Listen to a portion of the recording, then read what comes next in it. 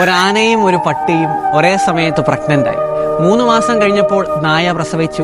5 പട്ടിക്കുഞ്ഞുങ്ങൾ ഉണ്ടായിരുന്നു. 6 മാസം കഴിഞ്ഞപ്പോൾ നായ വീണ്ടും പ്രഗ്നന്റായി.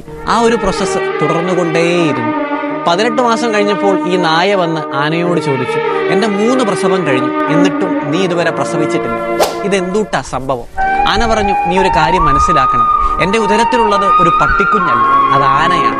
ഞാൻ 18 മാസത്തിൽ ഒരിക്കലേ പ്രസവിക്കും. പക്ഷെ എൻ്റെ ഈ കുഞ്ഞ് ഈ ഭൂമിയെ തൊടുമ്പോൾ ലോകം അതറിയും. എൻ്റെ ഈ കുഞ്ഞ് ഒരു റോഡ് ക്രോസ് ചെയ്യുമ്പോൾ ആൾക്കാർ അവിടെ നിന്നിട്ട് ആളുകൾ അതിനെ നോക്കും. Because what I carry is something powerful and majestic. വലിയ കാര്യങ്ങൾ സംഭവിക്കാൻ കുറച്ചധികം സമയം വേണ്ടിവരും, കുറച്ചധികം കഷ്ടപ്പെടേണ്ടി വരും.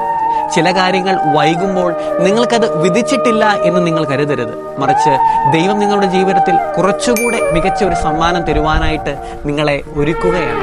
ദൈവത്തിന്റെ വചനം പറയുന്നു, നിങ്ങളെക്കുറിച്ചുള്ളൊരു പദ്ധതി എൻ്റെ മനസ്സിലുണ്ട്, നിങ്ങളുടെ നാശത്തിനല്ല, ക്ഷേമത്തിനുള്ള പദ്ധതി.